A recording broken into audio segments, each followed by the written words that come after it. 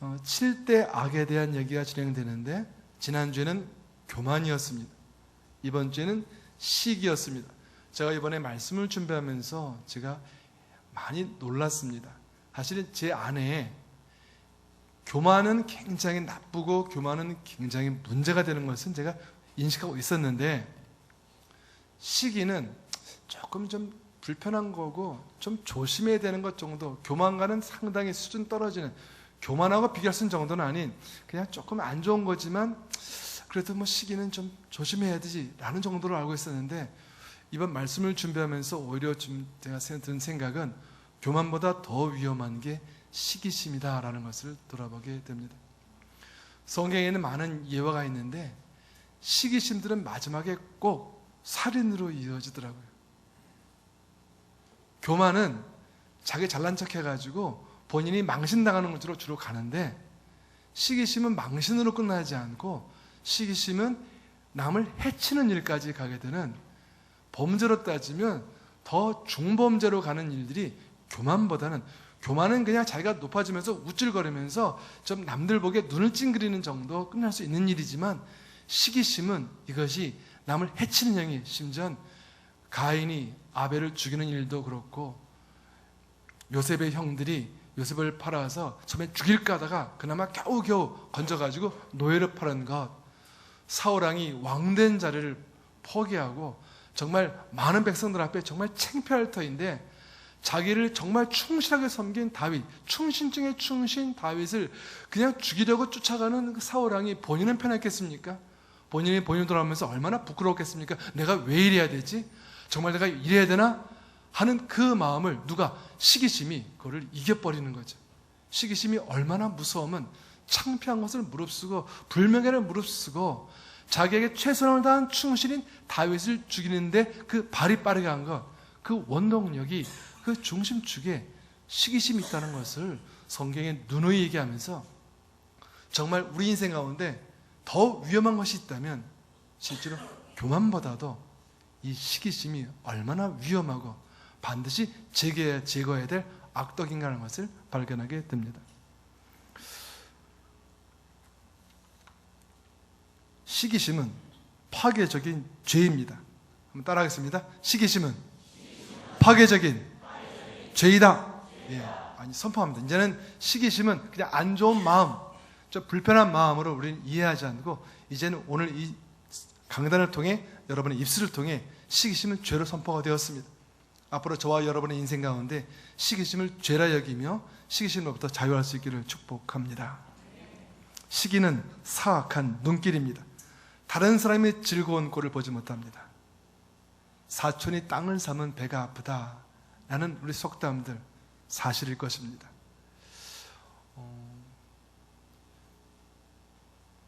저도 그러면 안 되는데, 어떤 목사님이 설교를 잘하잖아요.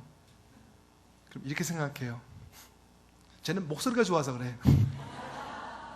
무슨 얘기예요? 타고난 걸 얘기해요. 준비한 것 따지면 내가 한숨인데 쟤는 목소리가 좋아서 그래. 하나님, 제 목소리는 왜 이렇게 해가지고 사람들이 제가 정말 멋진 설교를 하는데 사람들이 오해하게 만드세요 라고 하고 싶은 거죠. 할렐루야. 제가 늘 주장하는 거예요. 제가 하 목사님 같은 목소리를 가지고 있으면 큰일이 벌어졌을 텐데 왜 내 목소리는 하 목사님 같지 않을까? 그러니 혹시 내게 설교가 문제였다면 누구 책임? 하나님 책임? 그러면서 아주 그럴듯하죠. 자, 내가 뭘 못했어요? 내가 못한 게 아니에요. 부모를 잘못 만난 거예요. 내가 태어난 게 미국이었으면, 내가 태어난 게 영국이었으면 나는 왜 여기 태어났을까? 아마 그분 잘못 태어났으면 아프리카 태어났을 거예요. 우리는 내가 가진 것을 나의 잘못으로 여기는 건 그건 저 맨 뒤에 얘기예요. 거기까지 가기까지 수많은 시행착오가 있어요. 부모 탓일 수 있고요, 사회 환경 탓일 수 있고요, 심지어 하나님 탓일 수 있어요. 그러니 이 시기심이 얼마나 무서운 것인지를 깨닫게 합니다. 시기심이 가지는 대표적인 특징들이 있습니다. 첫 번째는요, 평등주의예요. 실력주의, 앞에 한자가 더 붙어요. 지나친 평등주의, 지나친 실력주의는요, 반드시 시기심이 가게 돼 있어요. 이기는 게 너무 중요한 사람은 시기심이 없을 수가 없어요. 다 평등해야 돼요. 시기심은 없는 건 불가능해요. 너나 나나 똑같은데, 저하고 함께 이렇게 장기 출장 갔던 저희 동료가 키가 1m 60이에요. 제가 1m 80이거든요. 제가 아무 말도 안 했어요. 저한테 이런 거죠. 이제 같이 오래 지내니까 툭 치면서, 에이, 손영, 왜? 내가 우습게 보이지? 나 우습게 보이지? 왜? 그랬더니, 당신 위에서 깔보니까 보기 좋아? 가만히 있는 저를 핍박하는 거예요. 그러더니, 2m 안 되긴 마찬가지야? 그러면서, 저한테, 나도 2m 안 된다고 하면서, 그래서 내가, 이 양반 왜 그러나? 그러죠. 시기심은 누가 자극을 준 게 아니에요. 셀프로 작동이 되는 거예요. 그래서 더 위험하고 더 조절하기 어렵습니다. 1등만 알아주는 이 세상, 그런 표현이 있죠. 그 다음에 흑수저, 금수저라는 표현들, 이 많은 표현들 중심에 시기심이라는 단어가 숨어 있는 거예요. 시기심은요, 흑수저, 금수저라는 단어를 떠올리게 해요. 시기심은요, 나도 1등 할 수 있어. 아니에요. 어떤 사람은요, 제가 봐도 1등 할 수 없게 돼 있어요. 근데 그 사람은 그것만 그럴 뿐이에요. 공부 정말 잘하는 분들은 다 어디 가 있어요? 학교에 있거나 참모를 해요. 공부가 좀 딸리는 분들이 대통령을 해요. 할렐루야. 회사 사장들 보면요, 공부 잘하는 사람 한 명도 없어요. 공부 잘하는 사람은 그 사장님을 섬기는 그 밑에 참모, 이사, 다들 보면 1등한 사람들이에요. 하나님은 공평하세요. 뭘 잘한다는 게 다 잘하는 게 될 수 없어요. 단지 그것만 잘하는 거예요. 근데 어떤 한 가지 잘하는 것을 전 인격적인 것으로 환원하는 그 마음 때문에 시기심이라는 단어가 생겨납니다. 전 저와 여러분들이 잘하는 걸 잘할 수 있기를 축복합니다. 따라합시다. 내 영혼아, 잘하는 걸 잘할지어다. 남 잘하는 거 대충 볼지어다. 그냥 그런 거예요. 너는 그냥 그럴 뿐이에요. 그래, 너 혹시 여러분들 시인 되고 싶지 않으세요?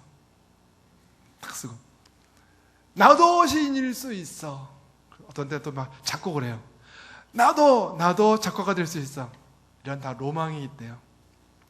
평등주의예요. 어떤 사람이 정말 시인이 있어요. 그건 축복받은 거예요. 아무나 그 시상에 안 떠올라요. 근데 내가 시를 짓지 않기 때문에 그런 거지. 내가 시를 쓰기 시작하면 아니에요. 그렇지 않아요. 써보세요. 안 되지. 제가요, 고등학교 때 미술이 65점 나왔어요.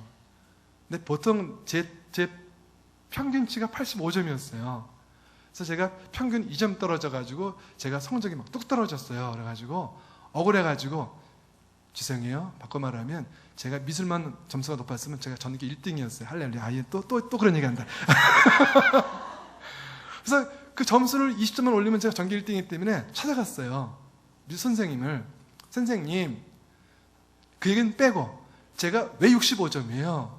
그래요. 그랬더니 제 그림 다시 보는 거예요.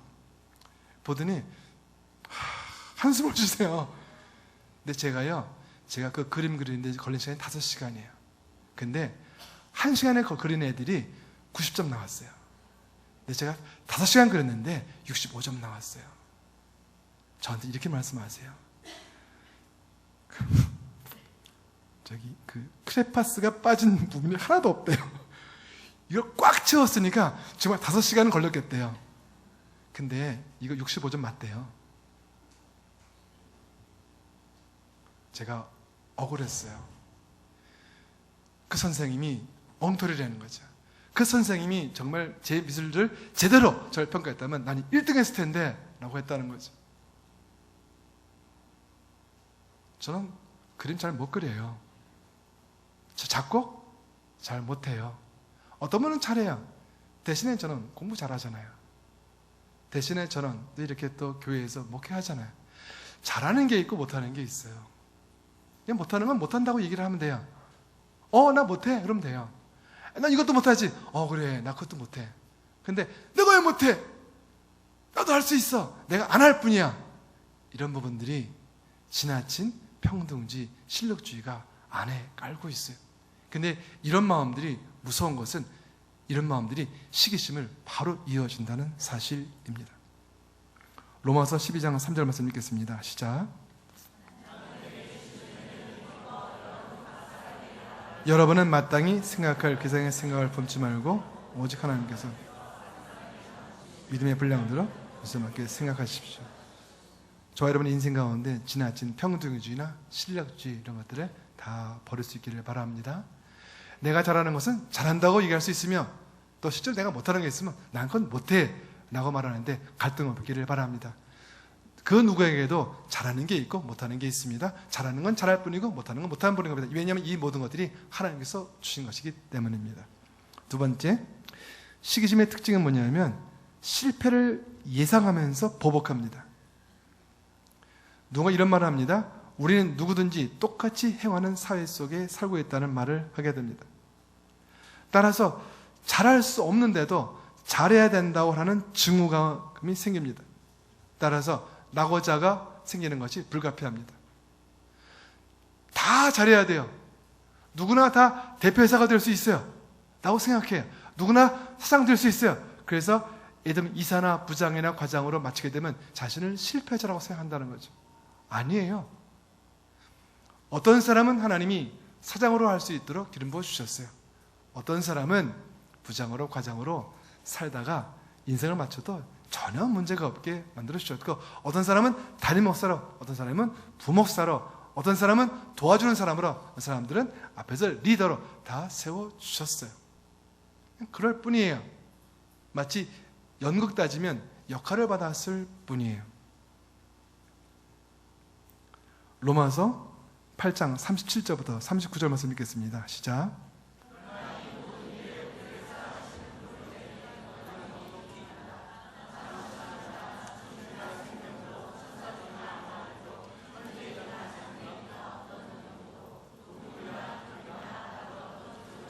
그리스도 예수 안에는 할 수 없습니다. 아멘. 한번 선포하겠습니다. 나는 하나님의 사람이다. 하나님의 사람은 패배할 수 없다. 없다고 선포하면요, 시기심이 들어올 수 없어요. 예상되는 패배감이 내가 지금 질 것 같은 거예요. 상대를 먼저 끌어내리는 거예요. 이게 시기심이 작동하는 원리예요.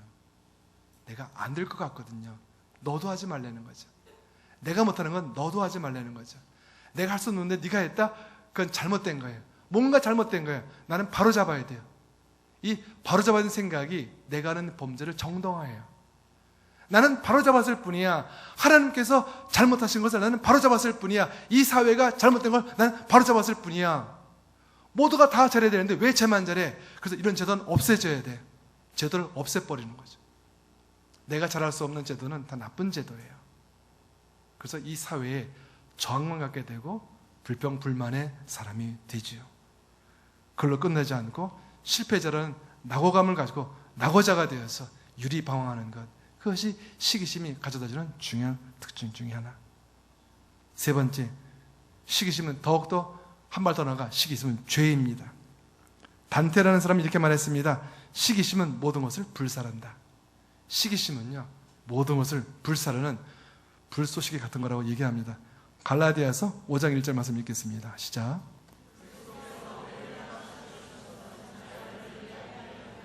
그러므로 다시는 종의 멍에를 매지 마십시오.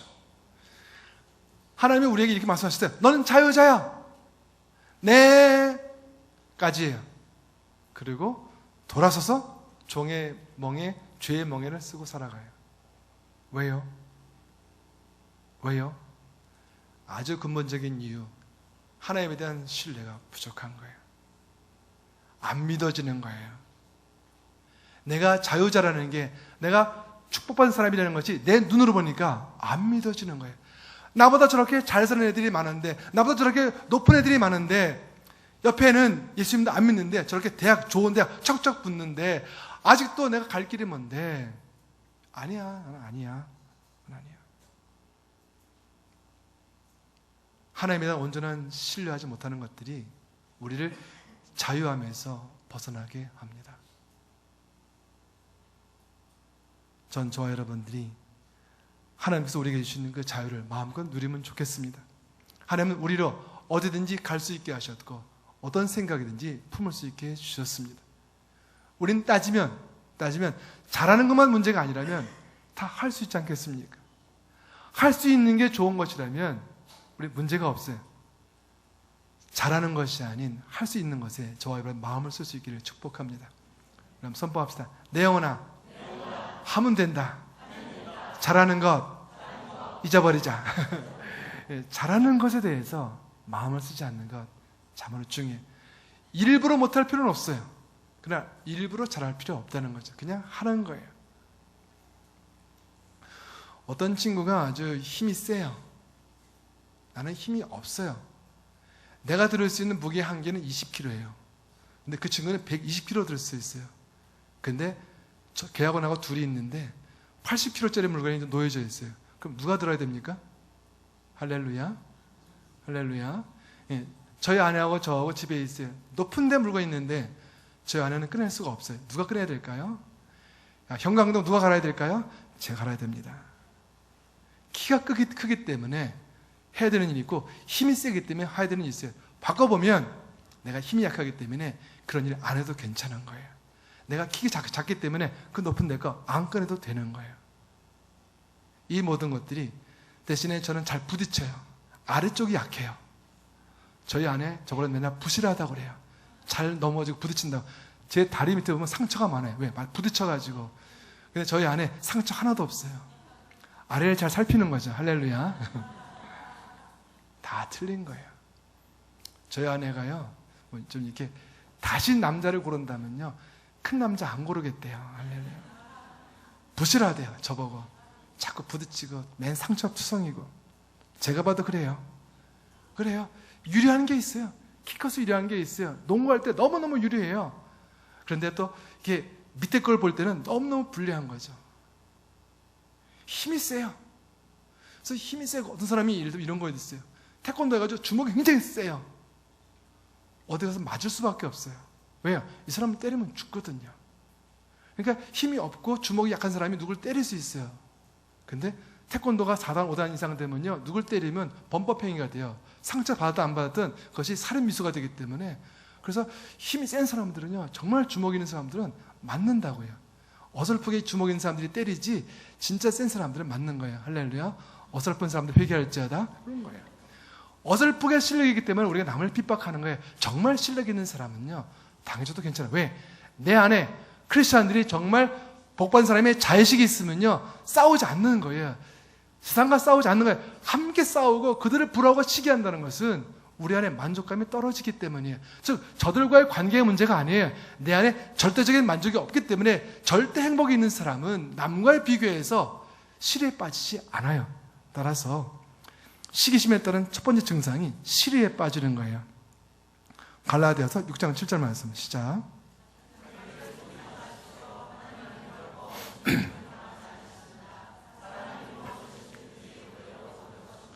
믿으십니까?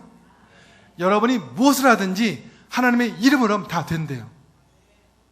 이런 사람이 어떻게 시리에 빠집니까? 안 될 것 같기 때문에, 이전에 있던 패배감으로 무너져 있기 때문에 나는 끝이야 라는 것이 시리에 빠지는데, 하나님이 나와 함께 한다는 것을 확신하는 사람은 시리에 빠지는 게 불가능합니다. 따라서 하나님에 대한 신뢰, 확신은 우리를 시기심으로부터, 시리로부터 지키는 길이 됩니다. 시기심이 생기기 시작하면 또한 자신을 체크할 수 있는 체크포인트 두 번째 뭐냐면, 첫 번째는 시리에 빠진 거. 내가 시리에 빠진, 내가 좌절하고 있어요. 그러면 내 안에 시기심이 작동하고 있다는 것을 느끼시게 되며, 두 번째 증상 체크는 뭐냐면 험담하는 거예요. 이상하게 언제부턴가 내가 누구 말하기 시작했어요. 이상하게 누구 말 하지 않으면 잠도 안 와요. 그 누구 말하고 나면 속이 시원해요.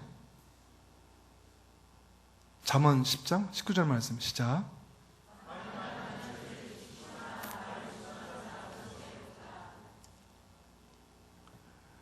저희 예전에 회사에서 이렇게 부장들 이렇게 회식하다가 절대 화장실을 안 갔어요. 진짜예요. 저는 그걸 확인한 게 누가 그걸 못 참고 나가더라고. 그 친구 나갔다 오는 한 2, 3분 사이에 일이 벌어져요. 그 있잖아, 나간 김 부장 있잖아. 그러신 진짜? 예, 벌써 걔는 벌써 갔어요. 그러고 들어오면 내 얘기했지. 했거든요. 그걸 제가 본 다음부터 화장실을 못 갔어요. 내가 나가면 내 얘기할 거거든요. 근데 그 말이 틀리건 맞건 왜 이렇게 재밌는지요. 그 부장이 문제가 있다는데 왜 이렇게 재밌는지 모르겠어요. 어떤 부장이 그래서 잘렸대요. 왜 이렇게 행복한지 모르겠어요. 어떤지 제가 무섭더라고요. 내가 왜 이러지? 왜 남의 불행이 내 행복처럼 느끼지? 고속도로나 아니면 도로 다닐 때 갑자기 차들이 느리게 가요. 그러면 누가 사고 났더라고요. 막힐 이유가 없는데 다 구경하는 거예요. 어디 불 나면 다 불구경하는 거예요. 그것이 내 일이면 너무나도 심각하고 어려운 일이지만 남의 일은 구경거리일 수 있어요. 시기심은 무서운 거더라고요. 남의 불행이 내 행복처럼 여기게 되는, 그래서 남의 불행을 조장하기까지 하는 것, 그것을 정당화하는 것, 그것이 시기심이 가져다주는 아주 무서운 결과더라고요. 시기심은 여기서 끝나지 않습니다. 하나님의 섭리까지 인정하지 못합니다. 신명기 28장 1절 말씀 시작.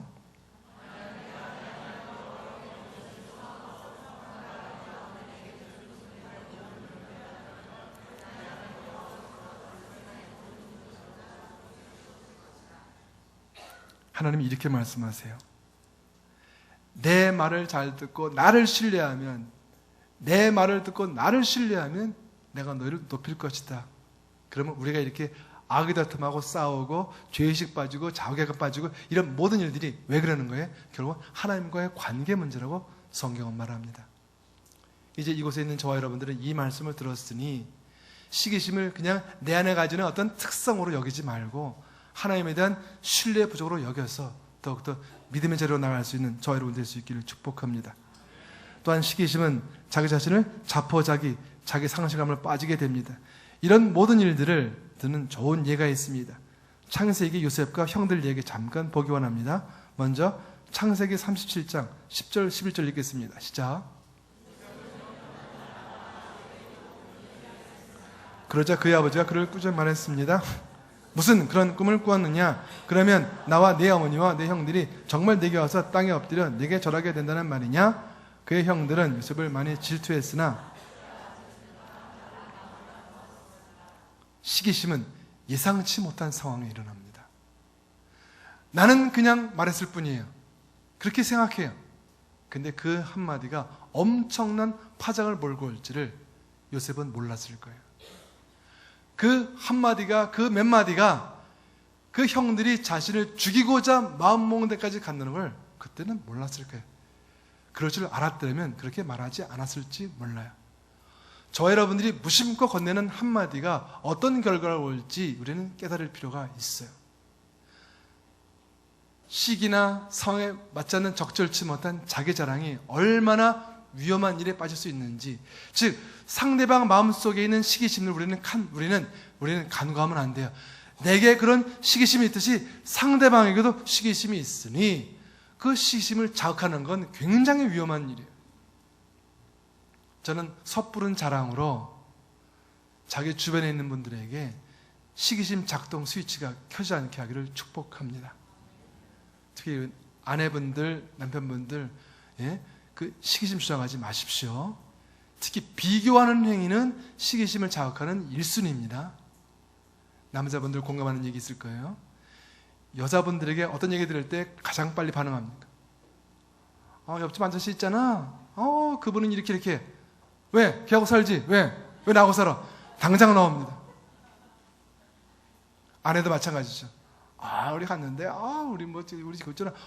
그 여성분 있잖아. 정말 일 잘하던데. 왜 하고 살지? 왜 나하고 살아? 당장 나옵니다. 왜요? 시기심 작동 1순위입니다. 전 저와 여러분의 언어가 비교적인 언어가 아닌 하나님의 진리에 선 절대적인 언어, 행위 될 수 있기를 축복합니다. 우리는 그렇게 하는 의도는 아니었어요. 우리 자녀에게 그런 의도는 아니었어요. 그런데 그냥 옆집 애하고 비교하면서 잘 되라고 한 일이었어요. 그런데 그 아이의 평생 상처가 되어서 결국 그 아이가 평생 비교의식을 가지면서 그 아이의 불행의 씨앗을 심었는지를 우리는 알아야 합니다. 우리는 저와 여러분들의 아이들 속에 그런 비교의식을 심어주지 않기를 축복합니다. 우리는 물론 좋은 마음으로 하는 거예요. 성도님 옆에 있는 교회 가봤더니 성도님 이렇게 합니다. 좋은 마음으로 하는 거예요. 그러면 당신은 왜 우리 교회 다니냐 이렇게 얘기할 거예요. 왜 그 교회 안 가고 우리 교회 담임 목사냐 이렇게 얘기할 거예요. 시기심은 결코 좋은 결과를 가지 못하고 이상치 못한 결과들을 가져오게 됩니다. 창세기 17장 18절 말씀 읽겠습니다. 시작.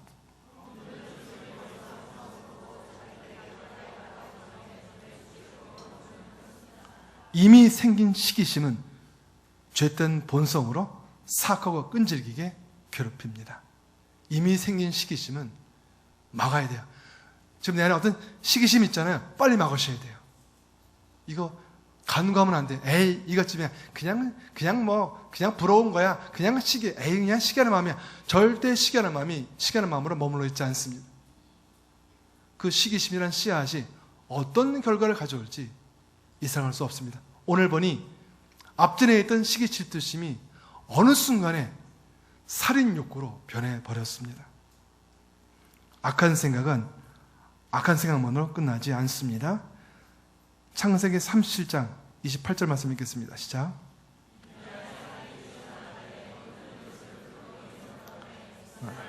은쉽게를 팔고 팔아버렸습니다. 주변 사람들은 요셉을 이집트로 데려가.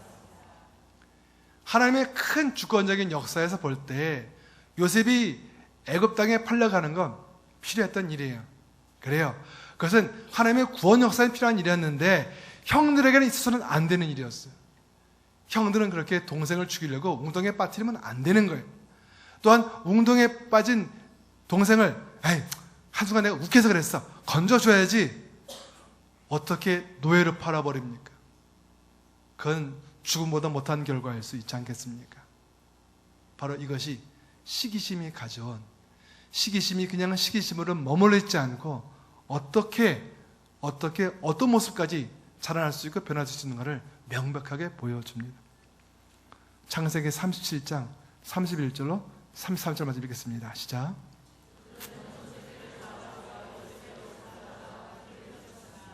형들은 요셉의 옷을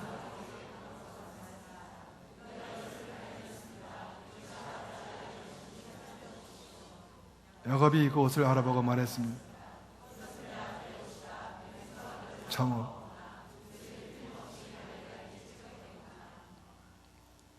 여기까지 갑니다. 시기심은 자기 동생을 죽이려 했던 일에 대해서 후회하지 않게 합니다. 노예로 판 것에 대해서 갈등 없게 만들어 버립니다. 그리고 이렇게 참담한, 입에 담을 수 없는 거짓말까지 하게 합니다. 도대체 시기심이 무엇이기에, 자기 동생이 좀 자랑한 게 도대체 무엇이기에, 그것을 한 시기심이 도대체 어떤 것이길래 죽이고자 해도 갈등이 없고 노예로 파도 갈등이 없고 이젠 그 아버지 앞에서 아주 태연자악하게 일을 꾸면서 우리 동생 안타깝게도 동물에게 찢겨 죽었다고 그렇게 그 아버지에게 참담한 이야기를 늘어놓게 됩니까? 저는 웅덩이에 빠진 것보다도 이 마지막에 아버지에게 속이는 이 말투가 거의 인간성 말살까지 같다는 생각을 하게 되었습니다. 회개하고 후회하기는커녕 그걸 잘 꾸며가지고 이렇게 피를 묻히고, 그 고의적이잖아요. 동물 피를 묻히고, 그러니 그 하는 과정을 생각하면 눈 감아서 상상할 수 있잖아요. 그 동물 피를 묻히고 너무 참담하더라고요. 그 앞에 거와 오히려 비교할 수 없을 정도로 정말 이거는 용서받지 못할, 그리고 이런 일을 한 사람이 평생 다리 뻗고 잘 수 있었을까? 자기가 한 일을 알고 있는데 그 피를 묻혀가지고, 동물의 피를 묻혀가지고 속였던 그 일을 결코 마음에서 지울 수 없을 터인데 이 마음 갖고 형들이 어떻게 살아갔을까? 평생 이것이 자기의 짐이 되지 않았을까? 어떤 일만 생기면 이러니까 이거 내가 벌 받는 거 아니야? 그럴 거 아니에요. 천둥 꽝 치면 이거 벌 받는 거 아니야? 길가 넘어지면 벌 받는 거 아니야? 혹시 자기 자녀를 가는 문제 있으면 이거 벌 받는 거 아니야? 그 모든 일과 그것이 연결되어서 얼마나 힘들게 어렵게 살아갔을까? 왜 그렇게 해야 했을까? 도대체 무엇 때문에 그렇게 살아가야 했을까? 무엇 때문에 동생을 죽이고자 하고, 무엇 때문에 동생을 노예로 팔고, 무엇 때문에 그 아버지를 참담하게 속이며 무엇을 얻기 위해서, 도대체 내가 얻고 싶은 것이 무엇이길래, 그래서 이 형들이 얻은 결과는 무엇입니까? 형들이 이렇게 동생을 팔아서 아버지를 속여서 얻은 것은 무엇입니까? 아무것도 없습니다. 바꿔 말하면 시기심은 다 죽입니다. 시기심은 그 주변의 모든 사람들, 시기심은 교만은 자기 자신을 죽이는 것으로 끝날 수 있어요. 그러나 시기심은 그 시기심과 관련된 모든 사람들을 폐해에 빠지게 합니다. 이 시기심은 이 형들은 그 동생을 죽이려 했던, 동생을 팔아넘는 게 그 죄의식으로 나중에 동생과 만나서 하는 얘기를 들으면 평생 죄의식에 사로잡혀 살아가며, 그리고 이 형들의 거짓 때문에 이 아버지는 평생 아픈 마음을 가지고 자신이 괜히 형들에게 보내가지고 그 길거리에서 자신의 아들이 동물에게 죽긴 줄 알고 평생 아픈 가슴을 갖고 살아가는 이 아버지의 마음을 만들어냈으며, 그리고 요셉이 결과적으로 애굽의 총리가 되었지만 노예로 팔려가서 감옥 갇히면서 이렇게 한 인생이 10여 년 동안 정말 참담한 일을 겪게 하는 이 결과를, 즉 관련된 모든 사람이, 이 시기심 때문에 관련된 모든 사람들이 피해자가 되고 모든 사람들에게 불이익이 되는, 결코 시기심을 일으킨 본인뿐 아니라 수많은 사람들에게 해하게 되니 이 시기심은 사라져야 됩니다. 이 시기심과는 담합할 수 없습니다. 시기심은 적당히 조절하면 돼. 적당히 조절할 수 없습니다. 모든 시기심 떠나갈지어다. 한번 선포하겠습니다. 하나님, 시기심은 죄입니다. 명백한 죄입니다. 우리 모두를, 나를 포함해서, 가족을 포함해서 모두를 비탄에 빠지게 하는 잘못된 것입니다. 떠나갈지어다. 내 안에서 모든 시기심은 지금 당장 떠나갈지어다. 다시는 들어오지 말지어다. 오늘 우리는 선포했습니다. 더 이상 시기심의 노예가 되지 않기를 축복합니다. 시기심이라는 마음이 들어올 때 적당히 시기심과 타협하지 않기를 축복합니다. 그냥 어떻게 지나가겠지, 단순한 시기심인데, 아닙니다. 이 단순한 시기심처럼 보여지는 이 작은 일이, 이 작은 불씨가 어떻게 큰 산을 태우는지 우리는 곧 확인하게 되니 시기심은 그 모양부터 근절해야 합니다. 이 모든 일의 중심에는 승리에 대한 확신이 필요합니다. 이미 저와 여러분은 승리자입니다. 하나님은 우리와 함께 하십니다. 하나님은 그 누구도 차별하지 않고 구별하지 않으십니다. 그냥 단지 이 땅에서 살면서 조금 더 잘하고 못하는 것뿐이 있을 뿐입니다. 그러니 절대 사랑 앞에서 우린 그 누구도 비교할 수 없습니다. 디모데전서 4장 4절 말씀 읽고 마치겠습니다. 시작.